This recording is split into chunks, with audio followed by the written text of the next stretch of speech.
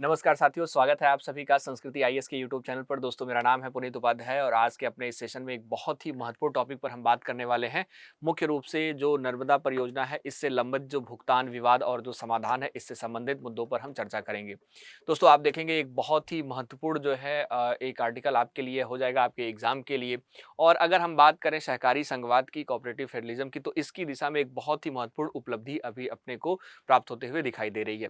दोस्तों, क्या हुआ है, चर्चा में क्या रहा है और इसके अलावा जो है हम मुख्य रूप से इसकी पृष्ठभूमि क्या है, जो यह नदी विवाद था और साथ ही साथ जिस परियोजना को लेकर विवाद हो रहा है, इन सभी मुद्दों पर बहुत डिटेल में हम बात करने वाले हैं। जो नर्मदा नदी है, इस पर हम बात करने वाले हैं। तो आप बहुत अच्छे तरीके से इस लेक्चर को कनेक्ट करिएगा और समझने का प्रयास करिएगा। दोस्तों, हुआ यह है कि 7 जुलाई 2026 को महाराष्ट्र, गुजरात, मध्य प्रदेश और राजस्थान की बात करें तो इसमें जो नर्मदा जल विवाद न्यायाधिकरण है, जो Narmada water dispute tribunal award है, इसके तहत जो सरदार सरोवर परियोजना है, इससे जुड़े वर्षों पुराने जो लंबित भुगतान और जो लागत वितरण के विवाद की बात करें तो इसमें जो है आपसी सहमति बन पाई है और मुख्य रूप से आपसी सहमति से इस विवाद को समाप्त किया जा चुका है। और यह समझौता आप देखेंगे तो हमारे जो केंद्रीय गृह मंत्री हैं अमित शाह जी और जो केंद्रीय जल शक्ति मंत्री हैं सीआर पाटिल और अन्य राज्यों के जो आप देखेंगे यहाँ पर मुख्यमंत्री हैं वह उपलब्ध रहे हैं, जो चारों राज्यों में विवाद मुख्य रूप से देखने को मिलता है। दोस्तों, अगर हम बात करें तो जो यह विवाद है, आप देखेंगे इस विवाद का जो समाधान है वह तो हो ही गया है। इसके अलावा आप देखेंगे जो सहकारी संघवाद है, इसकी दिशा में एक बहुत ही महत्वपूर्ण उपलब्धि इसको माना जा रहा है। सबसे पहले इस विवाद के पृष्ठभूमि पर चलते हैं और डिटेल में बात करते हैं। दोस्तों, अगर हम आपसे बात करें तो भारत में जो अंतर्राज्यीय नदियों के जल से संबंधित जो उपयोग है, इनके विवाद की बात करें तो लंबे समय से आप देखेंगे अन्य अन्य नदियों और अन्य अन्य राज्यों के बीच जो विवाद है वह आपको देखने को मिल जाता है। नर्मदा नदी भी इसी का एक प्रमुख उदाहरण आपको देखने को मिलती है। नर्मदा नदी पर बने अगर हम बात करें सरदार सरोवर बहुउद्देशीय परियोजना की, तो इसी के संदर्भ में एक विवाद जो है काफी लंबे समय से, लगभग आप देखेंगे तो 45 से 47 वर्षों से मुख्य रूप से चला आ रहा था। और अगर हम बात करें तो जो सरदार सरोवर बहुउद्देशीय परियोजना है, इसके उद्देश्य की तो आपको पता होगा कि इसका उद्देश्य गुजरात, मध्य प्रदेश, महाराष्ट्र और राजस्थान जो राज्य है, इनको जो है सिंचाई, पेयजल और जो बिजली है, यह उपलब्ध कराना सरदार सरोवर बहुउद्देशीय परियोजना का उद्देश्य आपको नजर आता है।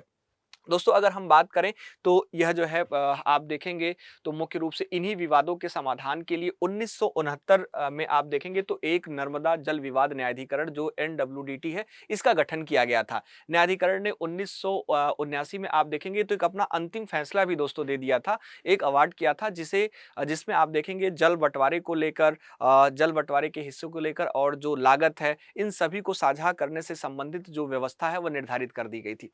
हालांकि आप देखेंगे 1979 में दोस्तों अवार्ड तो लागू कर दिया गया इससे संबंधित, लेकिन प्रॉब्लम क्या हुई कि इसमें जो है परियोजना के निर्माण और जो लागत वृद्धि और जो विभिन्न प्रकार के जो भुगतान हैं, इनके दायित्वों को लेकर राज्यों के बीच जो जो विवाद है वह पूरी तरह से समाप्त नहीं हो पाया। आए दिनों उसके संदर्भ में विवाद देखने को मिलते थे, चाहे वह भुगतान से संबंधित विवाद हो या अन्य लंबित मामलों से संबंधित कई प्रकार के जो विवाद हैं वह, और जिनका समाधान दोस्तों अभी 7 जो है जुलाई 2026 को होते हुए दिखाई दिया है। और 7 जुलाई 2026 को इससे जो है हम समाधान पाए और आप देखेंगे जैसा कि यहाँ पर हमने कटिंग में आपको दिखाया कि मुख्य रूप से जो पेमेंट से रिलेटेड जो मुख्य रूप से बातें हैं, उनके संदर्भ में बात करी गई है। दोस्तों, अब महत्वपूर्ण बात यह हो जाती है कि क्या चीज हुआ है इसमें।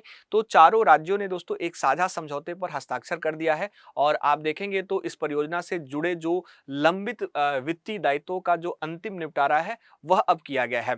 लागत साझा करने की जो फार्मूले है, इस पर सहमति बन पाई है, जो कॉस्ट शेयरिंग फार्मूला है ना, और राज्यों के बीच जो बकाया भुगतान है, जो पेंडिंग ड्यूज है, इसका समाधान निकाला गया है। और साथ ही साथ भविष्य में इस प्रकार के भुगतान की जो बात है, इससे संबंधित जो विवाद है उसको कम करने के लिए जो एक स्पष्ट व्यवस्था है उसको भी स्वीकार किया गया है।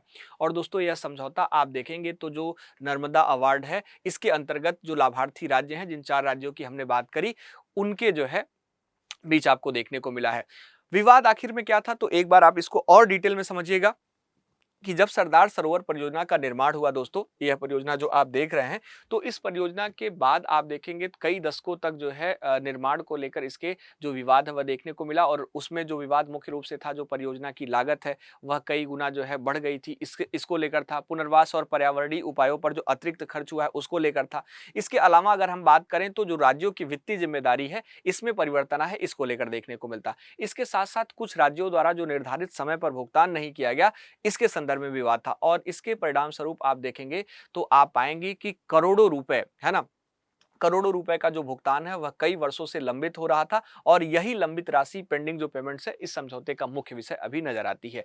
अब दोस्तों इस समझौते के महत्व के बारे में बात करें, जो अभी समझौता आपको देखने को मिल रहा है इससे संबंधित, इस परियोजना से संबंधित, तो आप ध्यान रखिएगा कि लगभग 5 दशक पुराने जो विवाद है उसका समाधान हो पाया है। नर्मदा न्यायाधिकरण जो अवार्ड 1979 है इसमें जो है यह मुख्य रूप से आया था, लेकिन उनसे जुड़े जो वित्तीय मुद्दे हैं कई दशकों तक बने रहे थे और यह पहली बार आप देखेंगे सभी राज्यों ने इसमें सहमति और विवाद का जो समाधान है उसकी तरफ जो है एक कदम बढ़ाया है। और जैसा कि मैंने आपको पहले ही बता दिया कि सहकारी संघवाद को मजबूती मिल सकी है। इसके अलावा भविष्य की जो परियोजनाएं हैं इनके लिए एक सकारात्मक संदेश भी मिल चुका है। जैसे दोस्तों हम बात करें केन बेतवा, महानदी, कृष्णा, कावेरी जैसी जो अन्य अंतरराज्यीय परियोजनाएं हैं, इनमें भी आप देखेंगे तो राज्यों के बीच जो संवाद है इसके माध्यम से जो समाधान है उसका मार्ग प्रशस्त हो सकता है और इससे भी आप देखेंगे तो एक सकारात्मक संदेश इसके संदर्भ में देखने को मिल जाता है।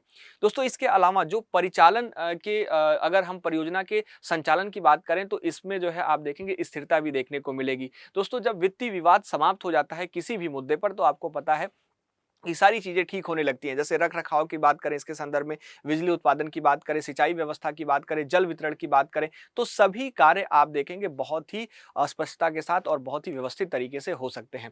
दोस्तों इसके अलावा अगर हम बात करें तो मुख्य रूप से इससे किसानों को जो लाभ है वह भी आपको देखने को मिलेगा, है ना। नर्मदा परियोजना का सबसे बड़ा लाभ दोस्तों आप देखेंगे तो सिंचाई के रूप में किसानों को मिलता है। जैसे सिंचित क्षेत्र इससे बढ़ सकेगा, कृषि उत्पादन में वृद्धि हो सकेगी, सूखा प्रभावित क्षेत्रों में राहत मिल सकेगी और जो ग्रामीण अर्थव्यवस्था है यह और भी मजबूत हो सकेगी। दोस्तों अगर हम बात करें सरदार सरोवर परियोजना की तो आपको पता हो चुका होगा कि यह जो है, आप गौर करेंगे, जो हमारी नर्मदा नदी है इस नर्मदा नदी पर आपको देखने को मिलती है आपकी नर्मदा रिवर है और हमने आपको बताया कि गुजरात, मध्य प्रदेश, महाराष्ट्र और राजस्थान आप देखेंगे इन राज्यों से होकर बहती है, ठीक है। और इसी पर आप देखेंगे जो सरदार सरोवर परियोजना है वह आपको देखने को मिल जाती है। यहां पर अगर आप देखेंगे सरदार सरोवर डैम यहां आपको देखने को मिलेगा, ठीक है।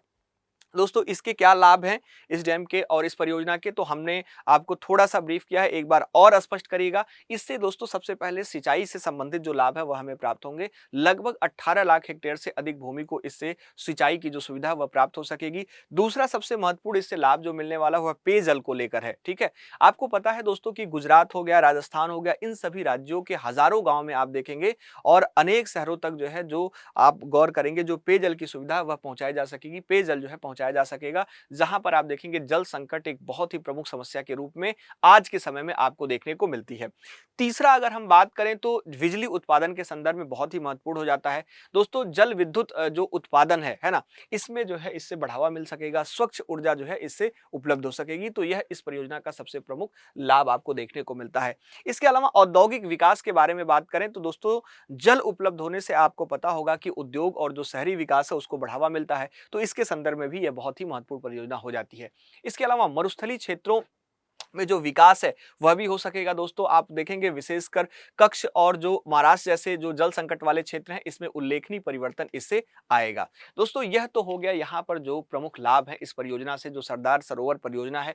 अब अगर हम बात करें इसके चुनौतियों की, इसके संदर्भ में क्या क्या चुनौतियां अभी हमारे सामने नजर आती हैं, तो सबसे पहली चुनौती विस्थापन की आपको नजर आई है। दोस्तों बांध निर्माण के कारण आप देखेंगे तो हजारों परिवारों की जो पुनर्वास की आवश्यकता है वह पड़ी है। पर्यावरणीय जो प्रभाव है वह भी देखने को मिले हैं। वन क्षेत्र, जैव विविधता और जो नदी पारिस्थितिकी का प्रभाव है वह देखने को मिलता है, उस पर जो है प्रभाव पड़ा है। और साथ ही साथ परियोजना का जो मार्ग है यह आप देखेंगे परियोजना का जो व्यय करने का जो अनुमान है इसकी तुलना में कई गुना जो है जो लागत है वह बढ़ गई है। तो लागत पर भी आप देखेंगे वृद्धि हुई है, लागत में भी वृद्धि हुई है और यह भी एक प्रमुख चुनौती के रूप में आगे हमें नजर आ रही है। इसके अलावा अंतरराज्यीय विवाद की बात करें तो वह एक प्रमुख चुनौती नजर आती ही है। जल बंटवारा, बिजली की हिस्सेदारी और भुगतान को लेकर जो समय समय पर विवाद है वह होते रहते हैं, ठीक है। तो यह सभी जो है जो चुनौतियां हैं वह नजर आती हैं। दोस्तों यहाँ पर जब आप इस आर्टिकल को पढ़ेंगे तो ध्यान रखिएगा संवैधानिक और कानूनी आधार को भी आप ध्यान में रखेंगे। जैसे यहाँ पर अगर मैं आपसे बात करूं तो आपको एक आर्टिकल ध्यान रखना होगा हमारे कॉन्स्टिट्यूशन का, ठीक है। अगर आर्टिकल की बात करें तो यहाँ पर जो आर्टिकल नंबर आपका 262 है उसको ध्यान रखना होगा। आर्टिकल 262 क्या है तो आपको पता होगा, संसद को अंतर्राज्यीय नदी जल विवादों के समाधान हेतु कानून बनाने का जो अधिकार है वह हमें यह आर्टिकल देता है 262। इसके अलावा हमारे यहाँ अंतर्राज्यीय नदी जल विवाद अधिनियम 1956 है, तो उसको भी आपको ध्यान रखना होगा। इसी अधिनियम के तहत आपको पता होगा कि मुख्य रूप से जो विभिन्न नदी जल विवाद न्यायाधिकरण है वह गठित किए जाते हैं, जो अंतरराज्यीय नदी जल विवाद अधिनियम 1956 है। इसके अलावा नर्मदा का जो जल विवाद जो है न्यायाधिकरण है, जो मुख्य रूप से आप देख पाए हैं, जिसके बारे में हमने चर्चा किया है, तो उसको भी ध्यान रखिएगा, यह इसके परिप्रेक्ष्य में बहुत ही इंपॉर्टेंट हो जाता है। ठीक है।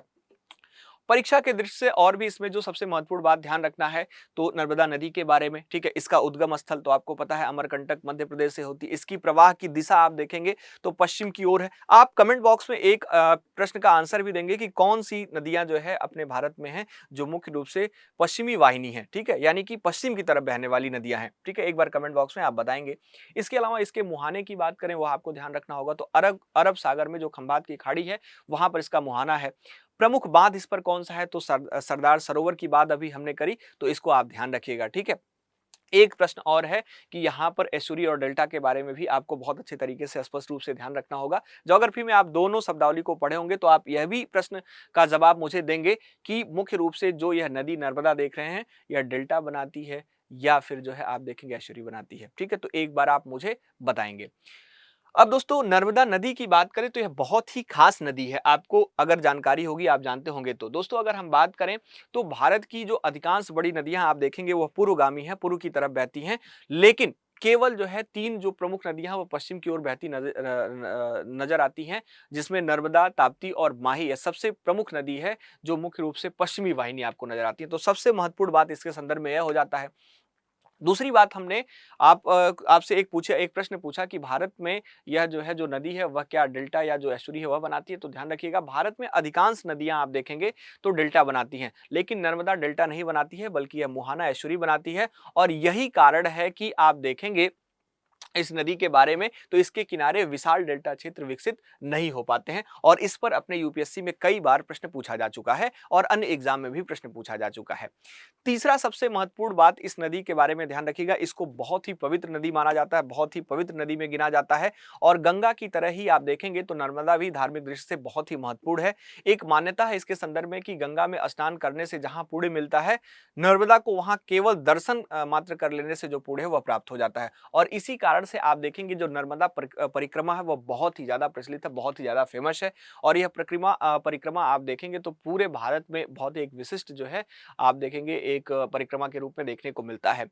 दोस्तों अगर हम बात करें तो लगभग 3000 से लेकर 3500 किलोमीटर की एक पैदल यात्रा की ये इसकी परिक्रमा है, और लगभग आप देखेंगे तो यहाँ पर लगभग 1 से 1.5 वर्ष का जो समय है वह लग जाता है इसके परिक्रमा में। और अभी हालिया दिनों में आपने देखा होगा कि कई लोगों ने इसका परिक्रमा जो है, इस नदी का जो परिक्रमा है वह पूरा किया है, जो नर्मदा रिवर है ना। और सबसे महत्वपूर्ण बात है, दिग्विजय सिंह का नाम आप लोग सभी लोग जानते होंगे, इन्होंने भी देखेंगे तो परिक्रमा पूरा किया था इसका पैदल चलकर। और मुख्य रूप से उसी के बाद आप देखेंगे तो जो चुनाव में उनकी स्थिति थी कैसी थी, तो कहा जाता है कि यह बहुत ही पुण्यदायी है ना। ध्यान रखिएगा। इसी नदी पर आप देखेंगे जो नर्मदा नदी है, इसके बारे में एक और रोचक जानकारी आपको पता होगी, जो हमारा स्टैचू ऑफ यूनिटी है ना, सरदार सरोवर बांध के पास ही आप देखेंगे तो स्टैचू ऑफ यूनिटी स्थित आपको दिखाई दे देता है। और यह दुनिया की सबसे ऊंची प्रतिमा आपको नजर आती है। इससे आप देखेंगे तो पूरे क्षेत्र में जो पर्यटन का जो बढ़ता हुआ जो एक स्थिति है वह आपको देखने को मिला है, ठीक है। तो इसके बारे में भी ध्यान रखिएगा बहुत अच्छे तरीके से, यह भी आपको इसी नदी पर देखने को मिल जाता है जो नर्मदा नदी है, ठीक। दोस्तों इसके अलावा अगर हम बात करें जो इस टॉपिक का जो सबसे कोर विषय है यह समझौता, तो यह समझौता आप देखेंगे तो केवल वित्तीय विवाद का एक समाधान नहीं है, बल्कि आप देखेंगे यह समझौता इस बात को भी दर्शाता है कि जटिल जो अंतर्राज्यीय विवाद है इसका जो समाधान है वह न्यायिक आदेशों के साथ साथ जो राजनीतिक इच्छा शक्ति है, जो संवाद है, जो सहकारी संवाद है, और जो आप देखेंगे इसके माध्यम से जो संभव होने की बात है वह नजर आती है। जल संसाधनों पर जो बढ़ता दबाव है, जलवायु परिवर्तन के दौर में जो राज्यों के बीच जो सहयोग है, भविष्य की आवश्यकता दोस्तों नज़र आती है और इसी प्रकार से इस प्रकार की जो सहमति है अन्य नदी विवादों को भी मुख्य रूप से आप देखेंगे तो एक अंतिम जो है आप देखेंगे पड़ाव पर पहुँचाने का प्रयास करेगी और मुख्य रूप से आप देखेंगे इसी प्रकार की सहमति अगर बनती है तो अन्य नदी विवादों से भी हम निकल सकते हैं और आप देखेंगे तो भारत में जो जल प्रबंधन है वह अधिक प्रभावी और टिकाऊ उसके बाद बन सकता है। ठीक है?